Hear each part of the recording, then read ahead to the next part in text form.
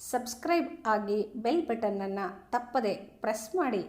ನಮಸ್ಕಾರ ವೀಕ್ಷಕರೇ, doctor N Siddeshwari ಮಾಡುವ ನಮಸ್ಕಾರಗಳು. ಇವತ್ತು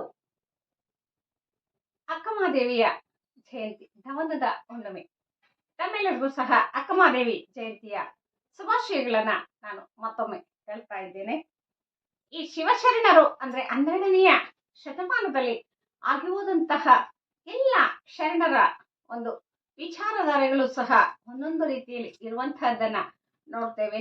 ಒಬ್ಬೊಬ್ಬರ ಒಂದು ವಿಶೇಷ ದಿನಗಳಲ್ಲಿ ಅವರವರ ವಿಚಾರಧಾರೆಗಳನ್ನ ತಿಳ್ಕೊಳ್ತಕ್ಕಂತಹದ್ದು ಬಹಳ ಉತ್ತಮ ವಿಚಾರಗಳನ್ನ ನಮ್ಮ ನಡೆನುಡಿಯಲ್ಲಿ ಅನುಸರಿಸ್ಕೊಳ್ತಕ್ಕಂತಹದ್ದು ಸಹ ಬಹಳ ಮುಖ್ಯ ಅಂತೇಳಿ ನನಗೆ ಅನಿಸ್ತದೆ. ಈ 12ನೆಯ ಶತಮಾನದ ವಚನಕಾರರು ನಡೆದಂತೆ ನುಡಿದಂತೆ ನಡೆಯುತ್ತಾ ಇದ್ರು. ಅದರಂತೆಯೇ ಅವರು ಹಲವಾರು ವಚನಗಳನ್ನ ಕಟ್ಟಿ ಈಗಾಗಲೇ ನಮ್ಗೆ ಗುಣಪಡಿಸಿದ್ದಾರೆ ಕೂಡ. ಅವು ಇವತ್ತಿನ ನಮ್ಮ ಬದುಕಿಗೆ ಮಾರ್ಗಸೂಚಿಗಳಾಗಿ ನಮ್ಮೊಟ್ಟಿಗೆ ಇದಾವೆ ಅಂತ ಹೇಳಲಿಕ್ಕೆ ಹೆಮ್ಮೆ ಅನಿಸ್ತದೆ. ಅಂತಹ ಶರಣರ ಒಂದು ಅನುಭಾವಿಕ ನೆಲೆಯಲ್ಲಿ 12ನೆಯ ಶತಮಾನದಲ್ಲಿ ಒಂದು ಬೋರ್ಗರೆದ ಆ ಒಂದು ಮಳೆಯೋಪಾದಿಯಲ್ಲಿ ಕ್ರಾಂತಿ ಏನಾಯ್ತಲ್ಲ, ಆ ಕ್ರಾಂತಿ ಮಳೆ ನಿಂತರೂ ಸಹ ಹನಿ ನಿಲ್ಲಿಲ್ಲ ಅನ್ನುವ ರೀತಿಯಲ್ಲಿ ಇವತ್ತಿಗೂ ಸಹ ಅದು ನಮ್ಮೆಲ್ಲರ ಒಟ್ಟಿಗೆ ನಮ್ಗೆ ಮಾರ್ಗಸೂಚಿಯಾಗಿ ಹಲವಾರು ವಚನಕಾರರ ಒಂದು ವಚನಗಳು ನಮ್ಗೆ ಮಾರ್ಗಸೂಚಿಯನ್ನ ತೋರಿಸ್ತಕ್ಕಂತ ವಿಚಾರಗಳಾಗಿ ನಮ್ಮೊಟ್ಟಿಗೆ ಇದಾವೆ ಕೂಡ. ಆ ಒಂದು ವಿಚಾರ ಕ್ರಾಂತಿಯ ಜೊತೆಯಾಗಿನೇ ಒಂದು ಸಮಾಜದಲ್ಲಿ ಬಹುದೊಡ್ಡ ಶಕ್ತಿಯಾಗಿರ್ತಕ್ಕಂತಹ ಮಹಿಳಾ ಶಕ್ತಿಯನ್ನ ಹೊರತಂದಿರುವಂತಹದ್ದು ಆ ವಚನಕಾರರ ಒಂದು ಹೆಗ್ಗಳಿಕೆ ಅಂತ ಹೇಳ್ಬಹುದು. ಅಲ್ಲಿಯವರೆಗೂ ಎಲ್ಲೋ ಒಂದ್ ಕಡೆಗೆ ನಾವು ಗಾರ್ಗಿ, ಮೈತ್ರೇಯಿ ಅಂತಹ ಹೆಣ್ಮಕ್ಳು ಇದ್ರು. ಅವರು ವಚನಗಳನ್ನ ಅವರು ಆ ಕಾಲಘಟ್ಟದಲ್ಲಿ ಒಳ್ಳೆಯ ಜಿಜ್ಞಾಸಿಗಳಾಗಿದ್ರು. ರಾಜಸತ್ತೆಯಲ್ಲಿ ವಿದ್ವತ್ಪೂರ್ಣವಾಗಿ ಚರ್ಚೆಗಳಲ್ಲಿ ಪಾಲ್ಗೊಳ್ತಾ ಇದ್ರು ಅಂತ ಹೇಳಿ ನಾವೆಲ್ಲೋ ಒಂದ್ ಕಡೆ ಹೋಗ್ತೇವೆ. ತದನಂತರ ಮಹಿಳೆಯರ ಒಂದು ಪ್ರಖರತೆ ಎಲ್ಲೋ ಒಂದ್ ಕಡೆಗೆ ಕಡಿಮೆ ಆಗಿತ್ತು. ಅಲ್ಲಲ್ಲಿ ಯಾರೋ ಒಬ್ರು ಮಹಿಳೆಯರು ಇರುವಂತಹದ್ದನ್ನ ನೋಡ್ತಿದ್ವಿ. ಆದ್ರೆ 12ನೇ ಶತಮಾನ ಕಾಲಘಟ್ಟದಲ್ಲಿ ಹೆಣ್ಣು ಶೂದ್ರಳು, ಆಕೆ ಪೂಜೆಗೆ ಅನರ್ಹಳು, ಆಕೆ ಮನೆ ಕೆಲಸ ಕುಟುಂಬದ ಕೆಲಸವನ್ನ ಮಾಡ್ಕೊಳ್ತಾ 4 ಗೋಡೆಯ ಮಧ್ಯದಲ್ಲಿ ಇರ್ಲಿಕ್ಕೆ ಮಾತ್ರ ಅರ್ಹಳು ಅನ್ನುವ ಒಂದು ಏನು ಮನೋಧೋರಣೆ ಅನ್ನುವಂಥದ್ದು ಇತ್ತಲ್ಲ, ಆ ಮನೋಧೋರಣೆಯನ್ನ ಬಡಿದೆಬ್ಬಿಸಿ ಆ ಕಾಲಘಟ್ಟದ ಮೌಢ್ಯತೆಯನ್ನ ಹೊರಹಾಕಿ ಹೆಣ್ಣು ಸಹ ಒಂದಷ್ಟು ದೈಹಿಕವಾಗಿ ಏನೋ ಅಸಮಾನತೆಗಳು ಇರಬಹುದು, ಆದ್ರೆ ಆಕೆಯೂ ಸಹ ಪುರುಷ ಸಮಾನಳು, ಆಕೆಯೂ ಸಹ ಆತ್ಮಸ್ವರೂಪಿ, ಆಕೆಯೂ ಸಹ ಜವಾಬ್ದಾರಿಗಳನ್ನ ಕೊಟ್ರೆ ಏನೆಲ್ಲ ಸಾಧನೆಗಳನ್ನ ಮಾಡಬಹುದು ಅಂತಕ್ಕಂತಹ ವಿಚಾರಗಳನ್ನ ಬೆಳಕಿಗೆ ತಂದಂತಹ ಒಂದು ವಚನಕಾರರ ಆಶಯಗಳನ್ನ ನಾವು ಇಲ್ಲಿ ನೋಡ್ಬೇಕಾಗ್ತದೆ. ಮೊಲೆ ಮುಡಿ ಬಂದರೆ ಹೆಣ್ಣೆಂಬರು, ಗಡ್ಡ ಮೀಸೆ ಬಂದರೆ ಗಂಡೆಂಬರು, ಒಳಗಿರುವ ಆತ್ಮ ಗಂಡು ಅಲ್ಲ ಹೆಣ್ಣು ಅಲ್ಲ ಅಂತೇಳಿ ನಮ್ಮ ಆದ್ಯ ವಚನಕಾರರಾಗಿರ್ತಕ್ಕಂತಹ ಜೇಡರ ದಾಸಿಮಯ್ಯನವರು ಬಹಳ ಸುಂದರವಾಗಿ ಮಾತನ್ನ ಹೇಳ್ತಾರೆ. ಪ್ರಥಮ ವಚನಕಾರರಾಗಿ ಅವರು ಮಹಿಳೆಯರ ಬಗ್ಗೆ ಧ್ವನಿ ಎತ್ತಿದಂತಹ ಮೊದಲಿಗರು ಅಂತ ಹೇಳಿದ್ರೆ ತಪ್ಪಾಗ್ಲಿಕ್ಕಿಲ್ಲ. ಹಾಗೆ ಮುಂದೆ ಹೋಗ್ತಾ ಸತಿಪತಿಗಳೊಂದಾದ ಭಕ್ತಿ ಇದ ಒಪ್ಪುದು ಶಿವಂಗೆ, ಸತಿಪತಿಗಳು ಒಂದಾಗಿ ಸಾಧನೆಯನ್ನ ಮಾಡಿದ್ರೆ ಅದು ಶಿವನಿಗೆ ಬಹಳ ಪ್ರೀತಿ ಆಗ್ತದೆ. ಅಂದ್ರೆ ಜೋಡಿ ಸಾಧನೆಗೆ ಅವರು ಚಾಲನೆಯನ್ನ ಕೊಡ್ತಾರೆ. ಆ ಸನ್ಯಾಸ ಆಗಿದ್ದುಕೊಂಡು ಸಾಧನೆ ಮಾಡೋದು ಯಾಕೆ, ಸಂಸಾರಿಯಾಗಿದ್ದುಕೊಂಡು ಸಾಧನೆಯನ್ನ ಮಾಡಬಹುದು ಅನ್ನೋದಕ್ಕೆ ಬಹಳ ಉತ್ತಮ ನಿದರ್ಶನವಾಗಿ ಆ ಸಾಧಕರು ಉತ್ತರವನ್ನ ಕೊಡ್ತಾ ಹೋಗ್ತಾರೆ. ಬಸವಣ್ಣನವರಿಗೆ ಇಬ್ಬರು ಪತ್ನಿಯರಿದ್ರು, ಒಬ್ರು ಆಚಾರ ಪತ್ನಿ, ಒಬ್ರು ವಿಚಾರ ಪತ್ನಿಯಾಗಿ ಎಡಗೈ ಬಲಗೈಯಾಗಿ ಅವರ ಸಾಧನೆಗೆ ಬೆನ್ನೆಲುಬಾಗಿರುವಂತಹದ್ದನ್ನ ನಾವು ನೋಡ್ತೇವೆ. ಹಾಗೆ ಮಾರಯ್ಯನವರಿಗೆ ಮಾದೇವಮ್ಮನವರಿದ್ರು, ಐದಕ್ಕಿ ಮಾರಯ್ಯನಿಗೆ ಲಕ್ಕಮ್ಮ ಇದ್ರು, ಉರುಲಿಂಗ ಪೆದ್ದಿ, ಕಾಳವೆ, ಅಡಪದ ಹಪ್ಪಣ್ಣ, ಲಿಂಗಮ್ಮ, ಹೀಗೆ ದಂಪತಿಗಳ ಒಂದು ದಂಪತಿಗಳ ಸಾಧನೆಯನ್ನ ನಾವು ನೋಡಬಹುದು. ಹಾಗೆ ಸಾಕಷ್ಟು ಜನ ಮಹಿಳೆಯರು, ಅದು ನಮ್ಮ ತಳ ಸಮುದಾಯದ ಮಹಿಳೆಯರು, ಅಂಥವರನ್ನ ಮುಖ್ಯವಾಹಿನಿಗೆ ತಂದು ಅನುಭವ ಮಂಟಪದಲ್ಲಿ ಚಿಂತನ ಮಂಥನವನ್ನ ಮಾಡಿ ವಚನಗಳನ್ನ ಕಟ್ಟುವ ರೀತಿಯಲ್ಲಿ ಅವರಿಗೆ ಅಗಮ್ಯ ಶಕ್ತಿಯನ್ನ ಕೊಟ್ಟಂತಹದ್ದು 12ನೇ ಶತಮಾನ. ಅಲ್ಲಿ ಸತ್ಯಕ್ಕ ಇದ್ದಾಳೆ, ಮುಕ್ತಾಯಕ್ಕ, ಗುಡ್ಡವೇ, ದುಗ್ಗಳೆ ಆಗ್ಬೋದು, ಇನ್ನು ಸೂಳೆ ಸಂಕವೇ, ಕೇತಲಾದೇವಿ, ಹೀಗೆ ಸಾಕಷ್ಟು ಜನ ಹೆಣ್ಮಕ್ಳು ಈ ಒಂದು ಸಾಂಸ್ಕೃತಿಕ ಇತಿಹಾಸದ ಒಂದು ಸುವರ್ಣ ದಾಖಲೆಯಾಗಿ ಇವತ್ತು ನಮಗೆ ಸಿಗ್ತಾರೆ ಕೂಡ. ಅಂತಹ ಮಹಿಳಾ ಸಾಧಕಿಯರ ಮಧ್ಯದಲ್ಲಿ ಇರ್ತಕ್ಕಂತಹ 12ನೇ ಶತಮಾನದ ಒಬ್ಬ ಮಹಾನ್ ಧ್ರುವತಾರೆಯಾಗಿ ವಿರಾಗಿಣಿಯಾಗಿ ಮಧ್ಯಲೋಕದ ಒಂದು ಏನು ಸೆಳೆತ ಇತ್ತಲ್ಲ, ಆ ಸೆಳೆತದಿಂದ ಪಾರಾಗ್ಲಿಕ್ಕೆ ಚೆನ್ನಮಲ್ಲಿಕಾರ್ಜುನನನ್ನ ಕೃಪೆಯಾಗಿ ಬೇಡಿಕೊಂಡು ಉಡುತಡಿಯಿಂದ ಆಕೆ ಹೊರಟಂತಹ ಅಕ್ಕ ಮಹಾದೇವಿಯಾಗಿ ವಚನ ಸಾಹಿತ್ಯದ ಧ್ರುವತಾರೆಯಾಗಿ ಇವತ್ತು ನಮ್ಮೊಟ್ಟಿಗೆ ಇದ್ದಾರೆ ಕೂಡ. ಅಂತಹ ಅಕ್ಕನ ವಿಚಾರಧಾರೆಗಳು ಇವತ್ತಿಗೂ ಸಹ ಜೀವಂತಿಕೆಯನ್ನ ಪಡ್ಕೊಂಡಿದೆ. ಅವರ ಒಂದು ಆದರ್ಶ ವಚನಗಳು ಏನಿದಾವಲ್ಲ, ಆ ಸಂಸಾರ ಬಂಧನದಿಂದ ಪ್ರಾರಂಭದಲ್ಲಿ ಆಕೆ ಅನುಭವಿಸಿರ್ತಕ್ಕಂತಹ ತಳಮಳಗಳಾಗ್ಬೋದು, ಅದನ್ನ ತ್ಯಜಿಸಿ ತನ್ನನ್ನ ತಾನು ಸ್ವವಿಮರ್ಶೆಗೆ ಒಳಪಡಿಸಿಕೊಂಡು ಯಾವುದು ಮುಚ್ಚುಮರೆ ಅಂತಕ್ಕಂಥದ್ದು ಅಕ್ಕನಿಗೆ ಇಲ್ವೇ ಇಲ್ಲ. ಎಲ್ಲವನ್ನ ಬಿಚ್ಚಿಟ್ಟಂತಹ ವಚನಗಳ ಜೊತೆಗೆ ಇವತ್ತು ಅಕ್ಕ ನಮ್ಮೊಟ್ಟಿಗೆ ಇದ್ದಾಳೆ ಅಂತೇಳಿ ನಾವು ಬಹಳ ಹೆಮ್ಮೆಯಿಂದ ಕರ್ಕೊಳ್ಬೇಕಾಗ್ತದೆ. ಅಕ್ಕನ ಬದುಕು ಕಲ್ಲು ಮುಳ್ಳಿನ ಹಾಸಿಗೆ, ಸುಗಮವಾದ ದಾರಿ ಆಗಿರ್ಲಿಲ್ಲ. ಆ ದಾರಿಯನ್ನ ಆಕೆ ಆ ಕಲ್ಲು ಮುಳ್ಳುಗಳನ್ನ ಸ್ವಚ್ಛಗೊಳಿಸಿ ಹೂವಿನ ಆಸೆಯಾಗಿ ಮಾಡಿಕೊಂಡು ತನ್ನ ಬದುಕನ್ನ ಹೇಗೆ ಬದುಕಿದ್ಲು ಅಂತಕ್ಕಂಥದ್ದು ಬಹಳ ಮುಖ್ಯ ಆಗ್ತದೆ. ಇವತ್ತು ಕೌಶಿಕ ಮಹಾರಾಜನ ಒಂದು ಆಕೆಯ ಒಂದು ಸೌಂದರ್ಯಕ್ಕೆ ಮಾರು ಹೋಗಿ ಆ ರಾಜನ ಸುಖದ ಸುಪ್ಪತ್ತಿಗೆಯಲ್ಲಿ ಮಹಾರಾಣಿಯಾಗಿ ವಿಜೃಂಭಿಸ್ತಕ್ಕಂತಹ ಅವಕಾಶ ಆಕೆಗೆ ಬಂದಿತ್ತು. ಆದ್ರೆ ಆ ಒಂದು ಪ್ರಭುತ್ವದ ಏನು ಪ್ರಖರತೆ ಇತ್ತಲ್ಲ, ಆಗಿನ ಕಾಲಘಟ್ಟದಲ್ಲಿ ಒಬ್ಬ ರಾಜ ಅಂದ್ರೆ ತಲೆ ಉಳಿಸಬಹುದಿತ್ತು, ತಲೆ ತೆಗಿಬಹುದಿತ್ತು. ಆದ್ರೆ ಆ ಒಂದು ರಾಜನನ್ನ ಎದುರು ಹಾಕೊಂಡು ಆತನ ಒಂದು ಪತ್ನಿಯಾಗಿ ಇರ್ಲಿಕ್ಕೆ ಆಕೆಗೆ ಅಸಾಧ್ಯ ಅನಿಸ್ತದೆ. ಆಕೆಯ ಮನಸ್ಥಿತಿಯಲ್ಲಿ ಎಲ್ಲೋ ಒಂದು ಕಡೆಗೆ ಆಕೆಗೆ ಪ್ರಾಪಂಚಿಕ ಸೆಳೆತದಿಂದ ನಾನು ಪಾರಾಗಬೇಕು ಅಂದ್ರೆ ಚೆನ್ನಮಲ್ಲಿಕಾರ್ಜುನನನ್ನ ನಾನು ಪತಿಯಾಗಿ ಪಡೆಯಬೇಕು, ಈ ಲೌಕಿಕ ಪತಿಗಳ ಒಂದು ಸಹವಾಸವೇ ನನಗೆ ಬೇಡ ಅಂತೇಳಿ ಆಕೆ ಅರಮನೆಯನ್ನ ತೊರೆದು ಹೊರಟು ನಿಂತ ಒಂದು 12ನೇ ಶತಮಾನದ ಆ ಕಾಲಘಟ್ಟದ ಆ ಸ್ಥಿತಿಗತಿಗಳನ್ನ ನೆನೆಸ್ಕೊಂಡಾಗ ನಮಗೂ ಸಹ ಒಂದು ರೀತಿಯ ಭಯ ಆಗ್ತದೆ. ಅಕ್ಕ ಅಲ್ಲಿ ಆ ಕಾಲಘಟ್ಟದಲ್ಲಿ ರಾಜನ ಒಂದು ಪ್ರಭುತ್ವಕ್ಕೆ ವಿರುದ್ಧವಾಗಿ ಹೊರಗೆ ಬರೋದು ಏನಿದೆಯಲ್ಲ, ಅದು ಬಹಳ ಅಧಿಕಾರಶಾಹಿಯನ್ನ ಎದುರಿಸಿದಂತಹ ಪ್ರಸಂಗ. ಅಲ್ಲಿ ಆಕೆಗೆ ಯಾವ ತರದ ಕೆಚ್ಚಿತ್ತು, ಆ ಒಂದು 12ನೇ ಶತಮಾನದ ಕಾಲಘಟ್ಟದ ಶರಣರ ಒಂದು ನೈತಿಕ ಸ್ಥೈರ್ಯದ ಒಂದು ಪ್ರತಿಬಿಂಬವಾಗಿ ಅಕ್ಕ ಇವತ್ತು ನಮ್ಗೆ ಉತ್ತರವಾಗಿ ನಿಲ್ತಾಳೆ ಕೂಡ. ಕೌಶಿಕ ರಾಜನ ಆ ಒಂದು ವೈಭವ ಆಗ್ಬೋದು, ಸಂಪತ್ತಾಗ್ಬೋದು, ರೂಪ, ಯೌವನ, ಮಾಯೆ ಯಾವುದು ಆಕೆಗೆ ಮನಸ್ಸಿಗೆ ಬರಲೇ ಇಲ್ಲ. ಆಕೆಗೆ ಬೇಕಾಗಿರ್ತಕ್ಕಂತಹದ್ದು ವಿಶ್ವವಲ್ಲಭನಾಗಿರ್ತಕ್ಕಂತಹ ಚೆನ್ನಮಲ್ಲಿಕಾರ್ಜುನನ ಸತಿಯಾಗ್ಬೇಕು, ಆಧ್ಯಾತ್ಮಕ್ಕೆ ಮಾರ್ಗಸೂಚಿಯಾಗಿರ್ತಕ್ಕಂತಹ ಶರಣರ ಸಂಘವನ್ನ ನಾನು ಸೇರ್ಬೇಕು, ಗುರುವಿನ ಮಾರ್ಗದರ್ಶನವನ್ನ ನಾನು ಪಡಿಬೇಕು. ಈ ಒಂದು ಹಂಬಲಿಕೆ ಏನಿತ್ತಲ್ಲ, ಆ ಹಂಬಲಿಕೆ ಆಕೆಯನ್ನ ಮಧ್ಯರಾತ್ರಿಯಲ್ಲಿ ಅರಮನೆಯನ್ನ ತ್ಯಜಿಸಿ ಗುರು ಮನೆಗೆ ಶರಣರ ಸಂಘಕ್ಕೆ ಬರ್ಲಿಕ್ಕೆ ಆಕೆಗೆ ಆತ್ಮಸ್ಥೈರ್ಯವನ್ನ ತುಂಬಿದು ಅಂತೇಳಿ ಅನಿಸ್ತದೆ. ಸಾವಿಲ್ಲದ ಕೇಡಿಲ್ಲದ ರೋಹಿಲ್ಲದ ಚೆಲುವಂಗೆ ನೊಲಿದ ನೋವ. ಆಕೆ ಗಂಡನ ಹೆಂಗಿರ್ಬೇಕು, ಗಂಡ ಸಂಸಾರ ಮಾಡ್ಲಿಕ್ಕೆ ಅನ್ನುವಂಥದ್ದನ್ನ ಹೇಳ್ತಾಳೆ. ಸಾವಿಲ್ಲದ ಕೇಡಿಲ್ಲದ ರೂಹಿಲ್ಲದ ಚೆಲುವಂಗೆ ನಾನು ಒಲಿದೆನಯ್ಯ. ಸಾವಿಲ್ಲ, ನೋವಿಲ್ಲ, ಯಾವುದೂ ಇಲ್ಲ ನನ್ನ ಗಂಡನಿಗೆ. ಎಡೆ ಇಲ್ಲದ ಕೆಡೆ ಇಲ್ಲದ ತೆರೆ ಇಲ್ಲದ ಕುರುಹಿಲ್ಲದ ಚೆಲುವಂಗೆ ನಾನು ಒಲಿದೆನಯ್ಯ.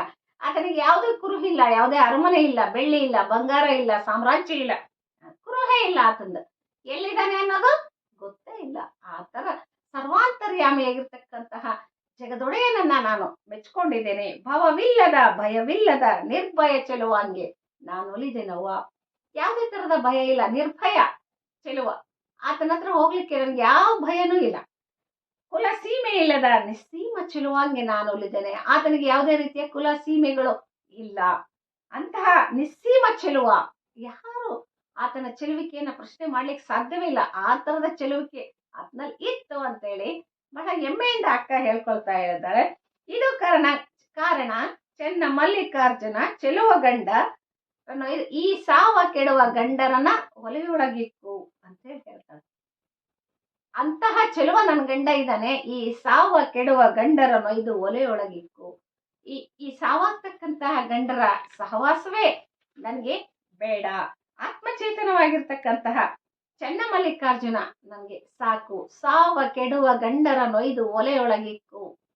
ಆ ಒಂದು ಮಾತು ಸಾಕು. ಆ ಕಾಲಘಟ್ಟದ ಅಲ್ಲಿ ಇರ್ತಕ್ಕಂತಹ ಪುರುಷ ಪ್ರಧಾನ ಸಮಾಜದ ಕಟ್ಟುಪಾಡುಗಳೇನಿದ್ವು, ಹೆಣ್ಣಿನ ಸ್ಥಿತಿಗತಿಗಳು ಏನಿದ್ವು ಅನ್ನುವಂಥದ್ದನ್ನ ಅದು ತೋರಿಸ್ಕೊಡ್ತದೆ. ಆ ಕಾಲಘಟ್ಟದಲ್ಲಿ ಎಷ್ಟೋ ಜನ ಹೆಣ್ಮಕ್ಳು ಅಗ್ನಿಗೆ ಆಹುತಿ ಹಾಕ್ತಾರೆ. ಇವತ್ತು ಮಾಸ್ತಿಗಲ್ಲು, ವೀರಗಲ್ಲುಗಳು ಪ್ರತಿ ಊರುಗಳಲ್ಲಿ ಇದಾವೆ. ಅವನ್ನೆಲ್ಲ ಎಣಿಸಿದ್ರೆ ಅಷ್ಟು ಜನ ಮಹಿಳೆಯರು ಜೀವಂತವಾಗಿ ತಮ್ಮ ಆಯುಷ್ಯವನ್ನ ಆ ಅವರೇ ಮೊಟಕುಗೊಳಿಸ್ಕೊಂಡು ಹೋದಂಥವ್ರು. ಅಗ್ನಿಗೆ ಆಹುತಿಯಾದ್ರು, ನೀರಿಗೆ ಆಹುತಿಯಾದ್ರು. ಭಾಗೀರಥಿಯ ಒಂದು ಕಥನವನ್ನ ನಾವು ನೋಡೋದಾದ್ರೆ ಅಲ್ಲಿ ಕಿರಿಯ ಸೊಸೆಯನ್ನ ಗೌಡ ಕೆರೆಗೆ ಹಾರವಾಗಿ ಕೊಡ್ತಕ್ಕಂಥದ್ದನ್ನ ನೋಡ್ತೇವೆ. ಗೊತ್ತಿತ್ತು ಗೌಡನಿಗೆ, ಮಗನನ್ನ ಕೊಡ್ಲಿಲ್ಲ, ಸೊಸೆಯನ್ನೇ ಯಾಕೆ ಕೊಟ್ಟ? ಸೊಸೆ ಯಾಕೆ ಕೊಟ್ಟ ಅಂದ್ರೆ, ಸೊಸೆ ಅದೇನು ಮಗ ಸತ್ರೆ ಮನೆ ಹಾಳು, ಸೊಸೆ ಸತ್ರೆ ಸೋಬಾನ. ಸೊಸೆ ಸತ್ರೆ ಏನಾಯ್ತು, ಇನ್ನೊಂದು ಹೆಣ್ಣು ಮಗಳನ್ನ ತಂದು ಮದುವೆ ಮಾಡಿ ಸಂಸಾರವನ್ನ ಮಾಡ್ಬೋದು ಅನ್ನುವ ಒಂದು ಯೋಚನೆಗಳು ಸಹ ಆ ಕಾಲಘಟ್ಟದಲ್ಲಿ ಪುರುಷರಿಗೆ ಇದ್ವು ಅನ್ನೋದಕ್ಕೆ ಅಕ್ಕ ಹೇಳಿರುವ ಮಾತು ನಮ್ಗೆ ಸಾವ ಕೆಡುವ ಗಂಡರನ್ನು ಇದು ಒಲೆಯೊಳಗಿಕ್ಕು. ಈ ದಾಂಪತ್ಯ ಅಂತಕ್ಕಂತಹ ಮಾಂಗಲ್ಯ ಬಂಧನದಿಂದ ಜೀವನವನ್ನೇ ಅಂತ್ಯಗೊಳಿಸ್ಕೊಳ್ತಕ್ಕಂತಹ ಪ್ರಸಂಗ ಇರುವಂತಹ ವ್ಯವಸ್ಥೆಯ ವಿರುದ್ಧ ಆಕೆ, ಪ್ರಭುತ್ವದ ವಿರುದ್ಧ ಆಕೆ ತನ್ನ ವಚನಗಳನ್ನ ಕಟ್ತಾ ಹೋಗ್ತಾಳೆ. ಅಕ್ಕನಿಗೆ ಬಹಳ ಚಿಕ್ಕ ವಯಸ್ಸಿನಲ್ಲೇ ಎಲ್ಲೋ ಒಂದ್ ಕಡೆಗೆ ಶರಣರ ಸಂಘವನ್ನ ಸೇರ್ಬೇಕು, ಆಧ್ಯಾತ್ಮಿಕ ಸಾಧನೆಯನ್ನ ಮಾಡ್ಬೇಕು ಅಂತಕ್ಕಂತಹ ವಿಚಾರಗಳಿದ್ದು. ಹಾಗಾಗಿ ಗುರುವಿನ ಸಾನ್ನಿಧ್ಯಕ್ಕೆ, ಶರಣರ ಸಂಘಕ್ಕೆ ಯಾವಾಗ್ಲೂ ಮನಸ್ಸು ಆತುರಿತಾ ಇತ್ತು. ಹಾಗಾಗಿ ಅರಮನೆಯ ಯಾವುದೇ ವೈಭವಗಳು ಆಕೆಗೆ ರುಚಿಸ್ಲೇ ಇಲ್ಲ ಅಂತೇಳಿ ಅನ್ಬೇಕಾಗ್ತದೆ. ಈ ರೀತಿಯಾಗಿ ಅಕ್ಕನ ಹಲವಾರು ವಚನಗಳಲ್ಲಿ ಆಕೆಯ ವಿಚಾರಧಾರೆಗಳು, ಆಕೆಯ ಜೀವನ, ಆಕೆಯ ವ್ಯಕ್ತಿತ್ವ, ಆಕೆಯಲ್ಲಿರ್ತಕ್ಕಂಥ ಅಭಿವ್ಯಕ್ತಿಗಳು ಏನಿದ್ವು ಅಂತಕ್ಕಂಥದ್ದನ್ನ ಬಹಳ ಸುಂದರವಾಗಿ ಅಕ್ಕ ವಚನಗಳಲ್ಲಿ ಕಟ್ಕೊಡ್ತಾ ಹೋಗ್ತಾಳೆ. ತರುಣಿಯ ಹುಳು ತನ್ನ ಸ್ನೇಹದಿಂದ ಮನೆಯ ಮಾಡಿ ತನ್ನ ನೂಲನ್ನ ತನ್ನನ್ನ ತಾನೇ ಸೊತ್ತಿ ಸಾವತರನಂತೆ. ಆ ತರುಣಿಯ ಹುಳು ಬಹಳ ಪ್ರೀತಿಯಿಂದ ಮನೆ ಕಟ್ತದೆ, ಆ ನೂಲನ್ನ ನೇಯ್ತದ. ಆದ್ರೆ ತನ್ನ ನೂಲನ್ನ ತಾನೇ ಸುತ್ತಿ ಸುತ್ತಿ ಅದ್ರೊಳಗೆ ಅದು ಸಾವನ್ನ ಹಾಕ್ತದೆ.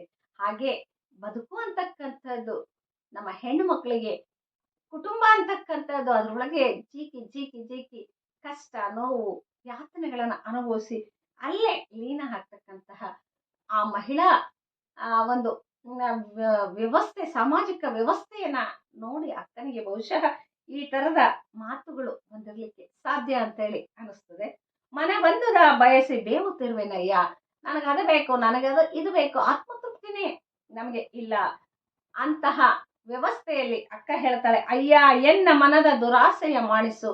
ನನಗೇನಾದ್ರೂ ದುರಾಸೆ ಬಂತು ಅಂದ್ರೆ ಅದನ್ನ ತೆಗೆದು ಹಾಕ್ಬಿಡು ದೇವ್ರೆ, ನನಗದು ಬೇಡ. ನಿಮ್ಮತ್ತ ತೋರ ಚನ್ನಮಲ್ಲಿಕಾರ್ಜುನ, ನಿಮ್ಮ ಕಡೆಗೆ ನನ್ನ ಒಂದು ದಾರಿ ಸಾಗ್ಲಿ. ಆ ತರದ ಒಂದು ಮನಸ್ಥಿತಿಯನ್ನ ನನಗೆ ಕೊಡು. ಯಾವುದೇ ಕಾರಣಕ್ಕೆ ನಾನು ಆ ಒಂದು ವ್ಯಾಮೋಹಕ್ಕೆ ಬಲಿಯಾಗದ ಹಾಗೆ ನನ್ನನ್ನ ನೋಡ್ಕೋ ಅಂದ್ರೆ ಆತ್ಮ ಸಾಕ್ಷಾತ್ಕಾರಕ್ಕಾಗಿ ಅಕ್ಕ ಎಷ್ಟೆಲ್ಲ ನೋವುಗಳನ್ನ ಅನುಭವಿಸ್ತಾಳೆ. ಪ್ರಾಪಂಚಿಕವಾಗಿರ್ತಕ್ಕಂತಹ ಹಲವಾರು ಸುಖ ದುಃಖಗಳನ್ನ ಆಕೆ ಒಡಲೊಳಗೆ ಇಟ್ಕೊಂಡಿದ್ದಾಳೆ. ರಾಗದ್ವೇಷಗಳಿದ್ದಾವೆ. ಹಾಗೇನೆ ಅದನ್ನೆಲ್ಲ ಮೆಟ್ಟಿ ನಿಲ್ತಕ್ಕಂತಹ ಆತ್ಮಬಲದ ಉತ್ಕಟ ಭಕ್ತಿಯ ಆಧ್ಯಾತ್ಮದ ಸಾಧನೆಯ ವಚನಗಳು ಸಹ ಇವತ್ತು ನಮ್ಮೊಟ್ಟಿಗೆ ಇದ್ದಾವೆ. ಅವೆಲ್ಲವೂ ಸಹ ಆಕೆಯ ಜೀವನ, ಆಕೆಯ ಸಾಧನೆಯ ಒಂದು ಮಾರ್ಗಸೂಚಿಯಾಗಿ ನಮ್ಗೆ ಇವತ್ತು ಕಾಣ್ತವೆ ಕೂಡ. ಆ ತರದ ಒಂದು ಆತ್ಮ ಸಾಕ್ಷಾತ್ಕಾರದ ವಿವಿಧ ಸ್ತರಗಳನ್ನ ಅಕ್ಕ ತಮ್ಮ ವಚನಗಳಲ್ಲಿ ಹೇಳ್ಕೊಳ್ತಾ ಇದ್ದಾಳೆ. ಬಿಟ್ಟಿಹೇನೆಂದರೆ ಬಿಡದಿ ಮಾಯೆ, ನಾನ್ ಬಿಡ್ಬೇಕು, ವೀರ ವಿರಾಗಿಣಿ ಆಗ್ಬೇಕು ಅಂತೀನಿ. ಆದ್ರೆ ಮಾಯೆಗಳು ಕೌಶಿಕ ಮಹಾರಾಜನ ರೂಪದಲ್ಲಿ ಬಂತು, ಬಂಗಾರದ ರೂಪದಲ್ಲಿ, ಬೆಳ್ಳಿಯ ರೂಪದಲ್ಲಿ, ಅರಮನೆಯ ಒಂದು ವ್ಯವಸ್ಥೆಯ ರೂಪದಲ್ಲಿ ನನ್ಗೆಲ್ಲವೂ ಅಡೆತಡೆಯಾಗಿ ಬರ್ತಾ ಇದ್ದಾವೆ. ಬಿಡದಿದ್ದರೆ ಬೆಂಬತ್ತಿತ್ತು ಮಾಯೆ, ನನ್ ಬೇಡ ಅಂದ್ರು ನನ್ ಬೆನ್ನತ್ತಿ ಕಾಡ್ತಾ ಇದ್ದಾವೆ. ಯೋಗಿಗೆ ಯೋಗಿಣಿಯಾಗಿತ್ತು ಮಾಯೆ, ಸವಣರಿಗೆ ಸವಣಿಯಾಗಿತ್ತು ಮಾಯೆ, ಮತಿಗೆ ಪರಾರಿಯಾಗಿತ್ತು ಮಾಯೆ. ನಿನ್ನ ಮಾಯೆಗೆ ನಾನು ಅಂಜುವವಳಲ್ಲ. ಆ ಪರಮಾತ್ಮನಿಗೆ ಆಕೆ ಷರತ್ತನ್ನ ಹಾಕ್ತಾಳೆ. ನೀನ್ ಇಂತೆಲ್ಲ ಮಾಯೆಗಳನ್ನ ನನಗೆ ಕೊಡ್ತೀಯಲ್ಲ, ನೀನ್ ಕೊಟ್ಟಂತಹ ಮಾಯೆಗೆ ನಾನು ಅಂಜಲಿಕ್ಕೆ ಸಾಧ್ಯವೇ ಇಲ್ಲ. ಚೆನ್ನ ಮಲ್ಲಿಕಾರ್ಜುನ ನಿಮ್ಮಾಣೆ. ಚೆನ್ನ ಮಲ್ಲಿಕಾರ್ಜುನನಿಗೆ ಆಕೆ ಟಾಂಗ್ ಕೊಡ್ತಾಳೆ, ನಿಮ್ಮಾಣೆ ಈ ತರದ ಮೋಹಗಳನ್ನ ನನಗೆ ತರ್ಲಿಕ್ಕೆ ಹೋಗ್ಬೇಡ. ನಾನು ಇಂತಹ ಮೋಹಗಳಿಗೆ ಬಲಿಯಾಗ್ತಕ್ಕಂಥವಳು ಅಲ್ಲೇ ಅಲ್ಲ. ಈ ಬೆಳ್ಳಿ ಬಂಗಾರ ಅರಮನೆ ಸುಪ್ಪತ್ತಿಗೆ ಯಾವುದು ನನಗೆ ನನ್ನನ್ನು ಹೋಲಿಸ್ಕೊಳ್ಳಿಕ್ಕೆ ಸಾಧ್ಯ ಇಲ್ಲ. ಅಂದ್ರೆ ಎಲ್ಲ ಒಂದ್ ಕಡೆಗೆ ಮೀರಾ ಮಾಧವರ ಒಂದು ಇತಿಹಾಸವನ್ನ ನೋಡ್ತೀವಿ, ಶರೀಫಾ ಗೋವಿಂದ ಭಟ್ರ ಇತಿಹಾಸವನ್ನ ನೋಡ್ತೀವಿ. ಸತಿಪತಿಗಳ ಒಂದು ಭಾವದಲ್ಲಿ, ಭಕ್ತಿ ರಸದಲ್ಲಿ ಅವರು ಬದುಕನ್ನ ಕಟ್ಕೊಂಡಂತಹ ಈ ಒಂದು ಸಾಧಕರ ಬದುಕಿನಲ್ಲಿ ಶರಣ ಸತಿ ಲಿಂಗಪತಿ ಅಂತಕ್ಕಂತಹ ಒಂದು ಭಾವ ಏನಿತ್ತಲ್ಲ, ಆ ಭಾವದ ವಿಶಿಷ್ಟತೆಯನ್ನ, ಆ ಒಂದು ದೈವ ಪ್ರೇಮಕ್ಕೆ ಮನಸ್ಸನ್ನ ಅರ್ಪಿಸ್ಕೊಂಡಂತಹ ವಿಚಾರವನ್ನ ಇಂತಹ ವಚನಗಳು ನಮಗೆ ಸಿಗ್ತಾ ಹೋಗ್ತವೆ. ಅಕ್ಕ ಕಾಮಕ್ಕೆ ವಶ ಆಗ್ಲಿಲ್ಲ, ಆರಾಧ್ಯ ದೈವದ ಪ್ರೇಮದ ಒಂದು ಪಾಶಕ್ಕೆ ಹಂಬಲಿಸಿದ್ಲು. ಆ ತರದ ದೈವಿ ಪ್ರೇಮದ ಹಿನ್ನೆಲೆಯಲ್ಲಿ ಮಧುರವಾಗಿರ್ತಕ್ಕಂತಹ ಭಕ್ತಿ ರಸದೊಂದಿಗೆ ಹಲವಾರು ವಚನಗಳನ್ನ ಅಕ್ಕ ಕಟ್ಟಿದ್ದಾಳೆ. ಅವನ್ನ ನಮಗೆ ಇವತ್ತು ಮಾರ್ಗಸೂಚಿಯಾಗಿ ಕೊಟ್ಟಿದ್ದಾಳೆ ಕೂಡ. ಅಕ್ಕ ಯಾವತ್ತೂ ಮಂದಿ ಹತ್ರ ಹೋಗ್ಲಿಲ್ಲ, ಪ್ರಕೃತಿ ಹತ್ರ ಹೋದ್ಲು. ಪ್ರಕೃತಿಯ ಚರಾಚರ ವಸ್ತುಗಳಲ್ಲಿ ಮಾತಾಡಿದ್ಲು ಆಕೆ, ಅಲ್ಲಿ ದೈವತ್ವವನ್ನ ಕಂಡ್ಲು. ಆಕೆ ಅಳಿ ಸಂಕುಲವೇ, ಮಾಮರವೇ, ಬೆಳದಿಂಗಳೇ, ಕೋಗಿಲೆಯೇ, ಆ ಪ್ರಕೃತಿಯಲ್ಲಿರ್ತಕ್ಕಂತಹ ಆ ಚೇತನಗಳಲ್ಲಿ ಆ ಚೆನ್ನಮಲ್ಲಿಕಾರ್ಜುನನನ್ನ ಕಾಣ್ಲಿಕ್ಕೆ ಪ್ರಯತ್ನಿಸ್ತಾರೆ. ನಿಮ್ಮೆಲ್ಲರನ್ನು ಒಂದು ಬೇಡುವೆನು, ನಾನು ಒಂದೇ ಒಂದು ಕೇಳ್ತೀನಿ ನಿಮ್ಮನ್ನ. ಪ್ರಕೃತಿಯ ಮಡಿಲಲ್ಲಿ ನಿಂತು ಕೇಳ್ತಾಳೆ, ಎನ್ನೊಡೆಯ ಚೆನ್ನ ಮಲ್ಲಿಕಾರ್ಜುನ ದೇವರ ಕಂಡರೆ ಕರೆದು ತೋರಿರೆ. ಏನಾದ್ರೂ ನನ್ನ ನುಡಿಯ ಸಿಕ್ಕರೆ ನೀವು ಕರೆದು ತೋರಿಸ್ರಿ. ಅಂದ್ರೆ ಇಲ್ಲಿ ಮಾನವ ಸಂಬಂಧಗಳಿಗಿಂತ ಪ್ರಕೃತಿಯ ಅನನ್ಯತೆ ಏನಿದೆಯಲ್ಲ, ಅಲ್ಲಿ ದೈವ ಇದೆ. ನಮ್ಮ ಜನಪದರು ಆ ಅರಣ್ಯವನ್ನ, ಕಾಡನ್ನ ದೈವಕ್ಕೆ ಹೋಲಿಸಿದ್ರು. ಕಾಯ್ದಿಟ್ಟ ಅರಣ್ಯಗಳನ್ನ, ಇವತ್ತೇನ್ ಕಾಯ್ದಿಟ್ಟ ಅರಣ್ಯಗಳು ಅಂತೀವಲ್ಲ, ಆಗ ಪೂಜನೀಯವಾಗಿರ್ತಕ್ಕಂತಹ ಕಾಡುಗಳಾಗಿ ಅವನ ದೈವತ್ವವಾಗಿಟ್ರು. ನೀರಿನ ನಡೆಯುವಾಗ ಚಪ್ಪಲಿಯನ್ನ ಕೈಯಲ್ಲಿ ಹಿಡಿದು ಹೋಗ್ತಾ ಇದ್ರು, ಅದು ನೀರು ಪವಿತ್ರ ಅಂತೇಳಿ. ಗಾಳಿ ದೇವರನ್ನ ಇದ್ರು, ಸೂರ್ಯ ದೇವರು ಇದ್ರು, ಚಂದ್ರ ದೇವರಿದ್ರು, ಪ್ರಕೃತಿಯ ಆರಾಧಕರಾಗಿ ಅದನ್ನ ಹಿಡಿದಿಟ್ಟಿದ್ರು. ಅಂತಹ ವಿಚಾರಗಳು ಆ ಕಾಲಘಟ್ಟದ ಬದುಕಿನಲ್ಲಿ ಪ್ರಕೃತಿಯನ್ನ ಸಂರಕ್ಷಿಸ್ಲಿಕ್ಕೆ, ದೈವತ್ವವನ್ನ ತುಂಬಲಿಕ್ಕೆ ಅಕ್ಕ ಪ್ರಕೃತಿಯ ಮಧ್ಯದಲ್ಲಿ ಹೋಗಿ ಚೆನ್ನನ ಇರುವಿಕೆಯನ್ನ, ಅಲ್ಲಿ ಆ ಮನುಷ್ಯನ ಒಂದು ಜೀವಂತಿಕೆಯನ್ನ ಆ ಒಂದು ಪ್ರಕೃತಿಯ ಮಡಿಲಲ್ಲಿ ಹುಡುಕ್ತಾಳೆ. ಅಂದ್ರೆ ಆ ಪ್ರಕೃತಿಯ ಒಂದು ಮಹತ್ವ ಅಕ್ಕನಿಗೆ ಗೊತ್ತಿತ್ತು. ಅದು ಇದ್ರೇನೆ ನಾವು ಬದುಕು ಕಟ್ಕೊಳ್ಳಿಕ್ಕೆ ಸಾಧ್ಯ.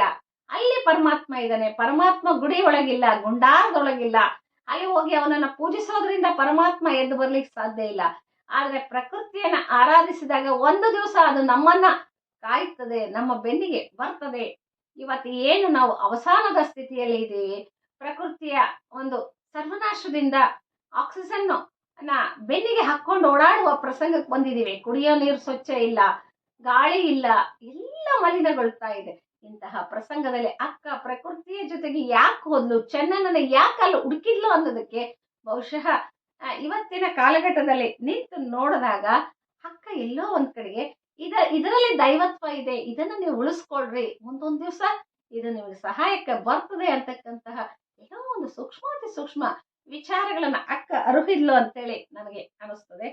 ಚಿಲಿಮಿಲಿ ಎಂದೋಡುವ ಗಿಳಿಗಳಿರ ನೀವು ಕಾಣಿರೆ, ನೀವೆಲ್ಲಾದ್ರೂ ಕಂಡ್ರ ಚೆನ್ನಮಲ್ಲಿಕಾರ್ಜುನನ ಓಡಾಡ್ತಾ ಇದ್ರಲ್ಲ ಪುಟು ಪುಟು ಅಂತೇಳಿ. ಅಂದ್ರೆ ಅಲ್ಲೆಲ್ಲ ಒಂದ್ ಕಡೆಗೆ ಅಪ್ಯಾಯಮಾನತೆ ಇದೆ. ಆಕೆ ಅವನ್ನ ತನ್ನ ಹತ್ತಿರದ ತನ್ನ ಬಳಗ ಅಂತ ಹೇಳಿ ಆಕೆ ತಿಳ್ಕೊಂಡಿದ್ದಾಳೆ. ಸರವೆತ್ತಿ ಪಾಡುವ ಕೋಗಿಲೆಗಳಿರ ನೀವು ಕಾಣಿರೆ, ಹಾಗೇನೆ ಎರೆಗೆ ಒಂದಾಗುವ ದುಂಬಿಗಳಿರ ನೀವು ಕಾಣಿರೆ. ಹೀಗೆ ಆಕೆ ಪ್ರಶ್ನೆ ಮಾಡ್ಕೊಂತ ಹೋಗ್ತಾಳೆ. ಮುಂದೆ ಕೊಳದಲ್ಲಿರ್ತಕ್ಕಂತಹ ಅಂಶವನ್ನ ಕೇಳ್ತಾಳೆ, ಗಿರಿ ಗೌಹಾರದಲ್ಲಿರ್ತಕ್ಕಂತಹ ನವಿಲನ್ನ ಕೇಳ್ತಾಳೆ. ಆ ಅಪ್ಯಾಯಮಾನತೆ, ಆ ಒಂದು ವಚನಗಳ ಕಟ್ಟುವಿಕೆ ಏನಿತ್ತಲ್ಲ, ಆ ವಚನಗಳ ಕಟ್ಟುವಿಕೆಯಲ್ಲಿಯೂ ಸಹ ಆಕೆ ಒಬ್ಬ ಬಹುದೊಡ್ಡ ಸಾಹಿತಿ ಅಂತೇಳಿ ನಾವು ಹೇಳಿಕ್ಕೆ ಯಾವುದೇ ಸಂಶಯ ಬೇಡ.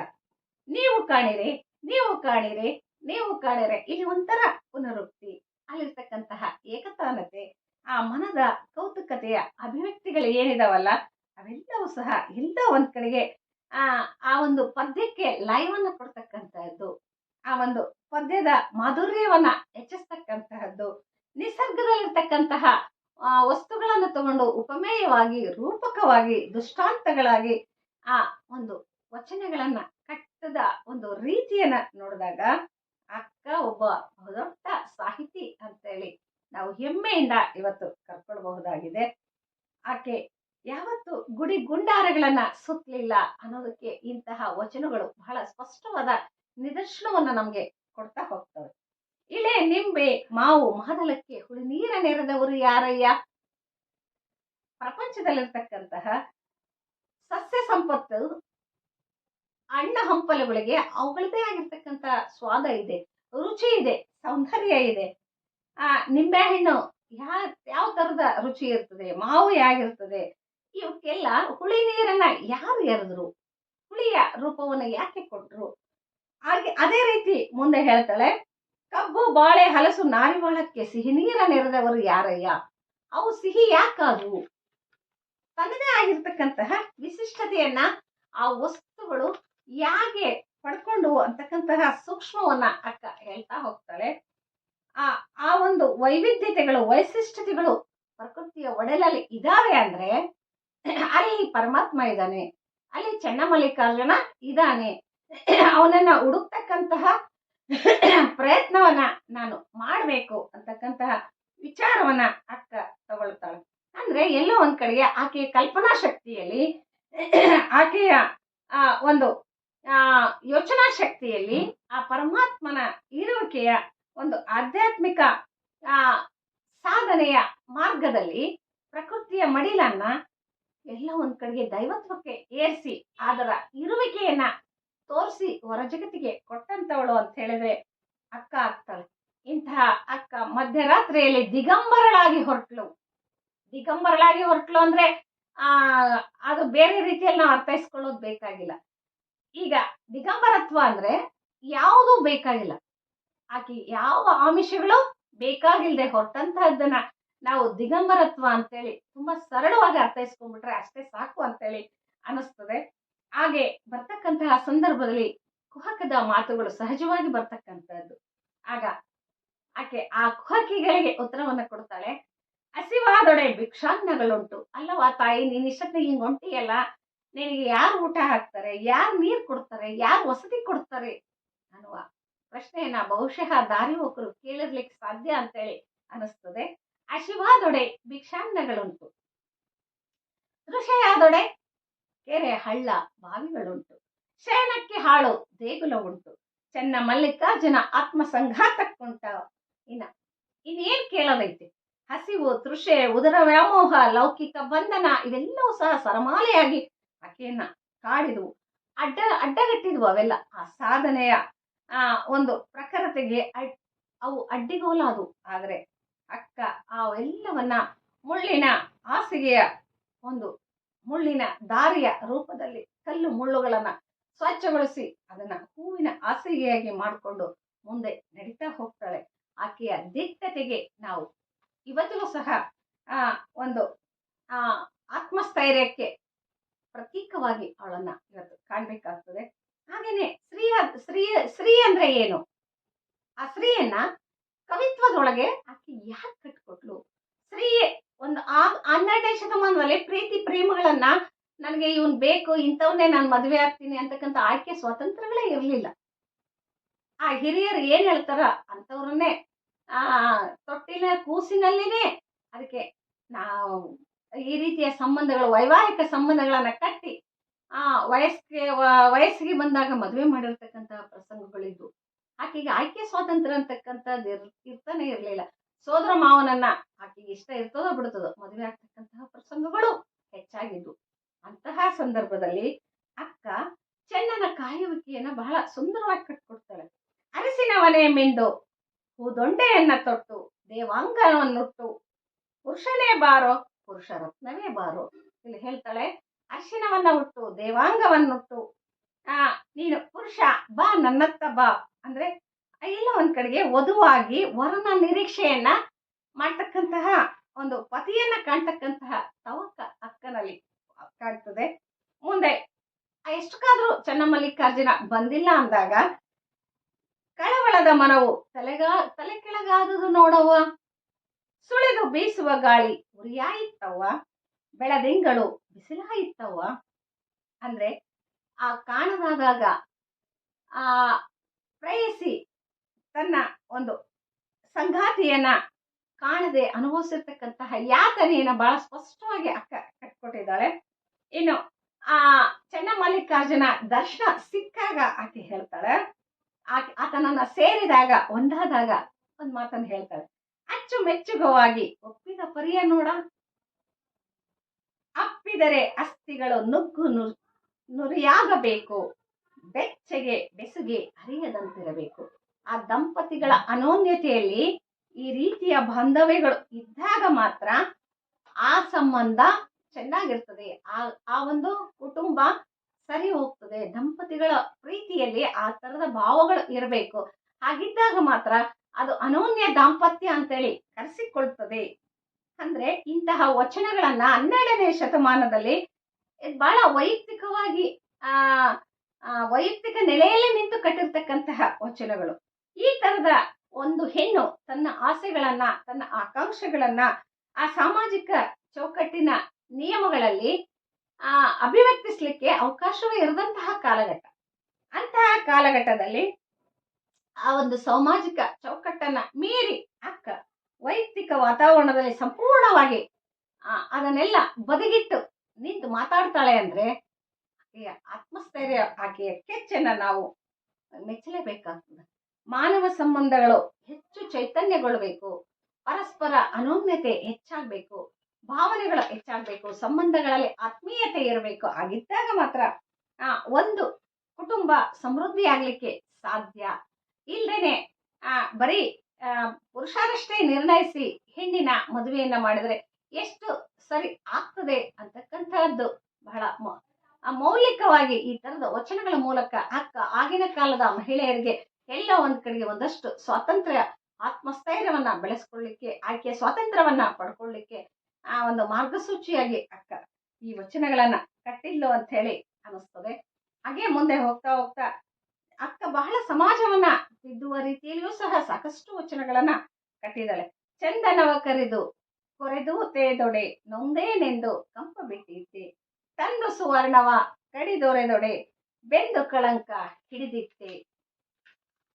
ಅಂದ್ರೆ ಇಲ್ಲಿ ಸಂದನು ಕಡೆದ ಕಬ್ಬನು ತಂದು ಗಾಣದಲ್ಲಿಕ್ಕಿ ಅರೆದೊಡೆ ಬೆಂದು ಪಾಕಗಳ ಸಕ್ಕರೆಯಾಗಿ ನೊಂದೇನೆಂದು ಸಿಹಿಯ ಬಿಟ್ಟಿದ್ದೆ, ನಾ ಹಿಂದೆ ಮಾಡಿದ ಹೀನಂಗಳೆಲ್ಲವ ತಂದು ಮುಂದಿಳಿಹಲು ನಿಮಗೆ ಹಾನಿ, ಎನ್ನ ತಂದೆ ಚೆನ್ನಮಲ್ಲಿಕಾರ್ಜುನ ದೇವಯ್ಯ ಕೊಂದಡೆ ಶರಣೆಂಬುದ ಮಾಣೆ.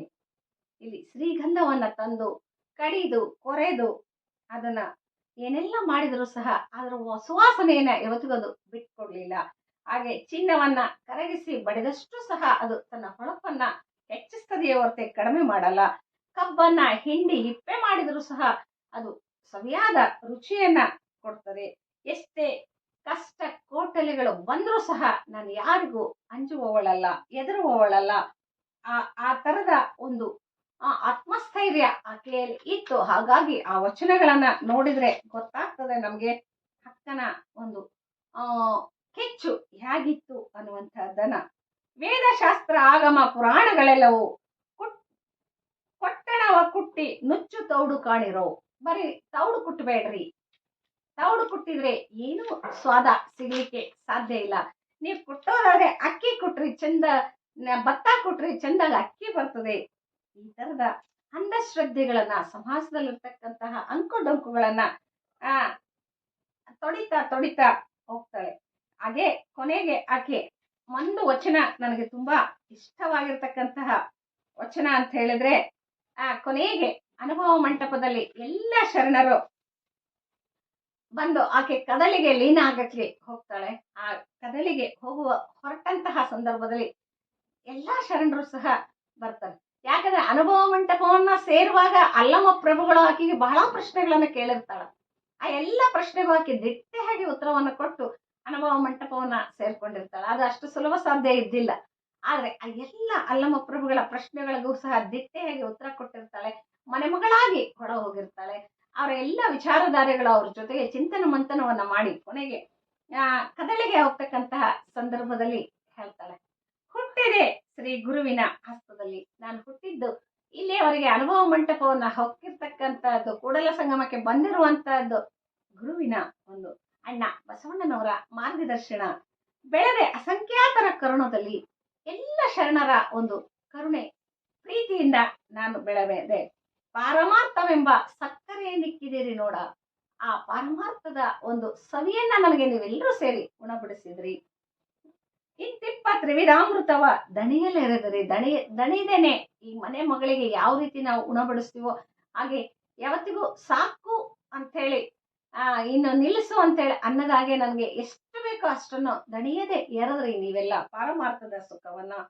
ಮನೆ ಮಗಳು ಹುಟ್ಟಿದಾಗ ನಾವು ಹೇಳ್ತೇವೆ ಉಂಡು ಹುಟ್ಟು ಸುಖವಾಗಿರ್ಲಿ, ಗಂಡನ ಮನೆಗೆ ಹೋಗ್ತಾಳ ಮುಂದೆ ಅಂತ. ಹಾಗೆ ಪಾರಮಾರ್ಥದ ಸುಖವನ್ನ ನೀವು ನನ್ನ ಒಂದು ಶರಣರ ಕುಟುಂಬದಲ್ಲಿ ಕೊಟ್ರಿ.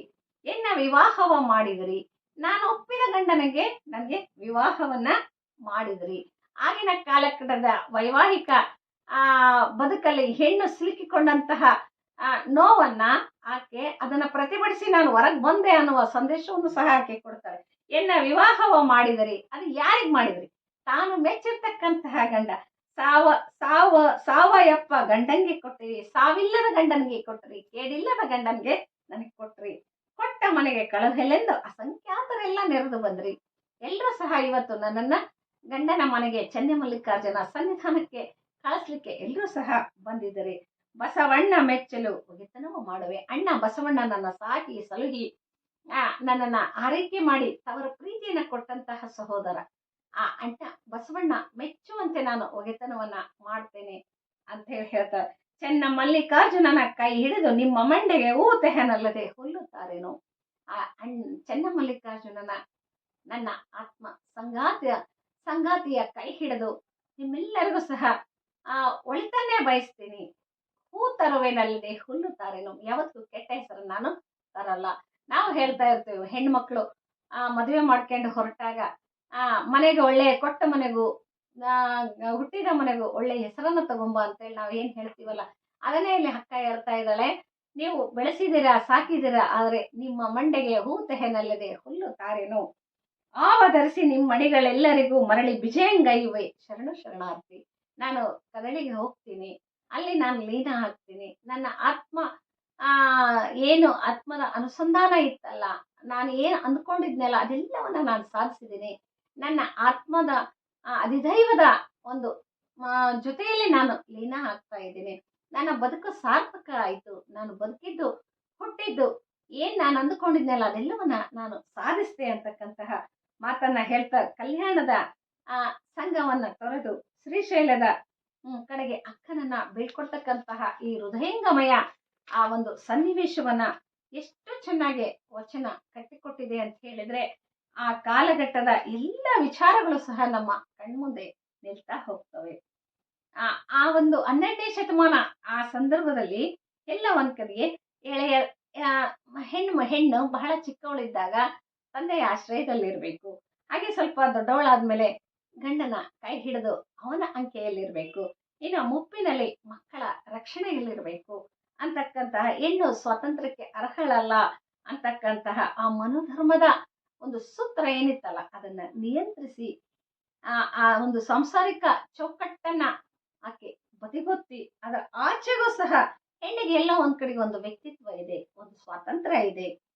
ಆಕೆ ಏನೆಲ್ಲ ಸಾಧಿಸಬಲ್ಲೋ, ಆಕೆ ಗುರಿ ಉದ್ದೇಶಗಳನ್ನ ಅರ್ಥ ಮಾಡ್ಕೊಂಡು ಅನುಸರಿಸ್ಕೊಂಡು ಹೋದ್ರೆ ಏನೆಲ್ಲ ಮಾಡಬಲ್ಲೋ, ಆಕೆಯೂ ಸಹ ಒಬ್ಬ ಸಾಧಕಳು ಅಂತಕ್ಕಂತಹ ವಿಚಾರಗಳನ್ನ ತೋರಿಸಿ ಕೊಡುವುದರ ಮೂಲಕ ಹೆಣ್ತನದ ಘನತೆಗೆ ಎಲ್ಲ ಒಂದ್ ಕಡೆಗೆ ಆ ಹೆಣ್ತನದ ಗೌರವಕ್ಕೆ ಒಂದು ಮೆರಗನ್ನ ಕೊಟ್ಟಂತವಳು, ಆತ್ಮಸ್ಥೈರ್ಯವನ್ನ ಕೊಟ್ಟಂತವಳು. ಇವತ್ತು ನಾವೇನಿವತ್ತು ಎಲ್ಲ ವಿಶ್ವವಿದ್ಯಾಲಯಗಳಲ್ಲಿ ಕಲಿತೇವೆ, ಉನ್ನತ ಅಧ್ಯಯನಗಳನ್ನ ಮಾಡ್ತೀವಿ, ಎಲ್ಲ ಕ್ಷೇತ್ರದಲ್ಲೂ ನಾವು ಹೆಣ್ಮಕ್ಳು ಬೆಳೆದಿದ್ದೇವೆ. ಆಗ ಈ ಒಂದು ಬೆಳೆಯುವಿಕೆಗೆ ಮೊದಲು ಮೆಟ್ಟಿಲಾದಂಥವಳು, ಮಾರ್ಗಸೂಚಿಯಾದಂಥವಳು, ಆತ್ಮಸ್ಥೈರ್ಯವನ್ನ ತುಂಬಿದಂಥವಳು ಅಂದ್ರೆ ಅಕ್ಕ ಒಬ್ಳು. ಆಕೆಯ ಒಂದು ಜೀವನ ಬದುಕು ಅಗಮ್ಯವಾಗಿರ್ತಕ್ಕಂಥದ್ದು. ಅದನ್ನ ಇದೊಂದು ಪುಟ್ಟ ಭಾಷಣದಲ್ಲಿ ಹಿಡಿದಿಡ್ಲಿಕ್ಕೆ ಹೇಳಲಿಕ್ಕೆ ಅಸಾಧ್ಯ ಅಂತೇಳಿ ಹೇಳಿ ಬಯಸ್ತಾ, ಇಲ್ಲಿಯವರೆಗೂ ನನಗೆ ಮಾತನಾಡ್ಲಿಕ್ಕೆ ಅವಕಾಶ ಕೊಟ್ಟಂತಹ ಕೇಳಿದಂತ ಎಲ್ಲ ನನ್ನ ವೀಕ್ಷಕ ಬಂಧುಗಳಿಗೂ ಸಹ ಮತ್ತೊಮ್ಮೆ ಮಗದೊಮ್ಮೆ ನಾನು ನಮಸ್ಕಾರಗಳನ್ನ ಸಲ್ಲಿಸ್ತೇನೆ.